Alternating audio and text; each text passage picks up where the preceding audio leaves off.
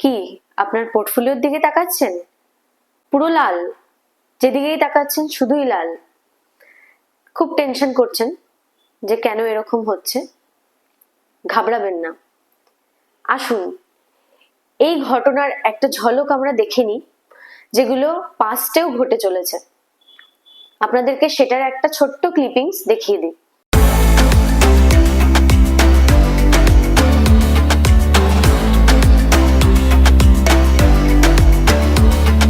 যেটা আমি এখন শেয়ার করব, the year of 1991, gulf war.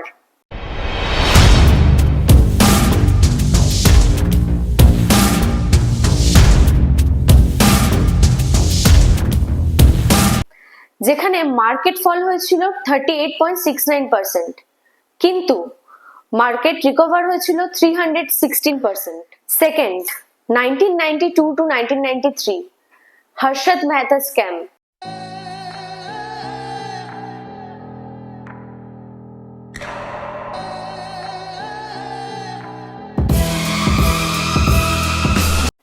যেটাতে মার্কেট ফল হয়েছিল 54.41%, কিন্তু মার্কেট রিকভার হয়েছিল 84.85%। In the year of 1994 to 1996, Reliance and FII, যেখানে মার্কেট ফল হয়েছিল 40.72%, কিন্তু মার্কেট রিকভার হয়েছিল 71.73%। Fourth one, 2000 to 2001, tech bubble. Market crash করেছিল 56.18%-এ, কিন্তু এখানে একটা হিউজ মার্কেট রিকভার হয়েছিল 115.60%।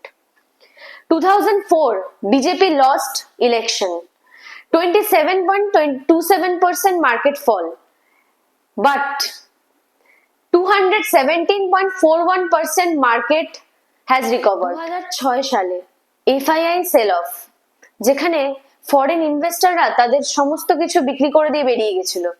তখন মার্কেট পড়েছিল 28.64%, কিন্তু মার্কেট রিকভার হয়েছিল 70.65%। 2008 to 2009, গ্লোবাল ফিনান্সিয়াল ক্রাইসিস, যেখানে মার্কেট ফল হয়েছিল 60.91%, বাট দ্য মার্কেট রিকভার 114.49%।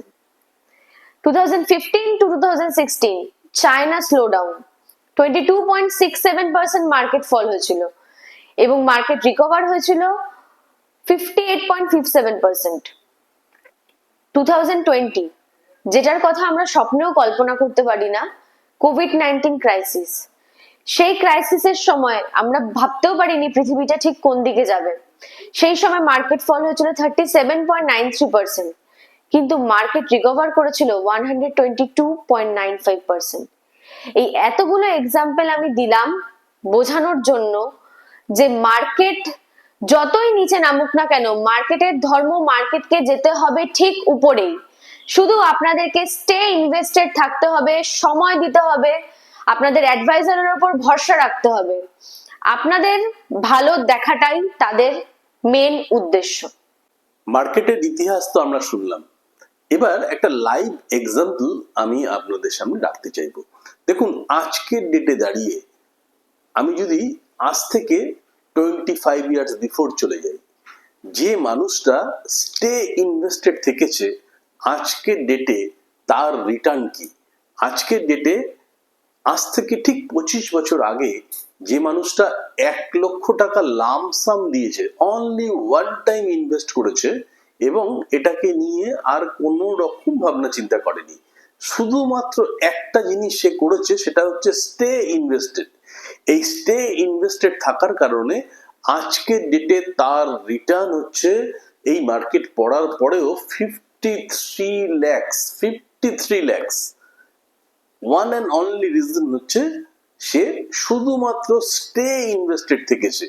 এর মধ্যে কোভিড গেছে, এর মধ্যে হর্ষদ মেহতা স্ক্যাম গেছে, আরো অন্যান্য অনেক বিষয় গেছে, কিন্তু তারপরেও তার স্টে ইনভেস্টেড থাকার কারণে কিন্তু রিটার্নটা আমরা সেই জায়গায় জেনারেট করে দিতে পেরেছি। এখানে আমি বলবো মার্কেটের থেকেও একজন ক্লায়েন্ট বা একজন কাস্টমার, তার এই যে প্রেসেন্স, এই প্রেসেন্সটাই কিন্তু সবচাইতে বড় বিষয়।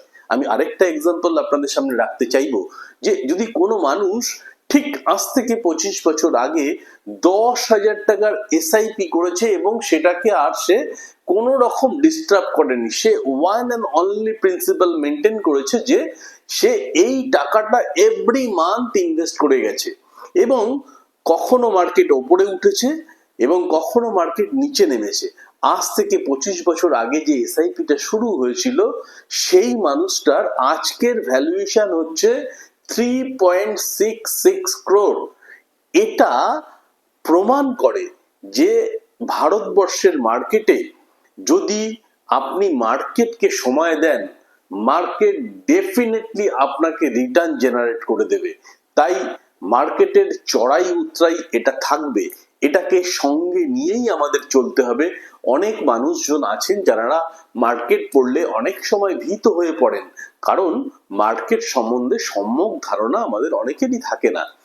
কিন্তু একটা জিনিস জানবেন, মার্কেট যদি ওঠে তাহলে আপনার টাকা বাড়ছে, আর মার্কেট যদি নামে, আপনি যদি এসআইপি তে ইনভেস্টমেন্ট করে থাকেন তাহলে আপনার নাম্বার অফ ইউনিট বাড়ছে, আপনি অলওয়েজ উইন উইন সিচুয়েশনে আছেন। তাই one and only slogan, stay invested and return more. Thank you.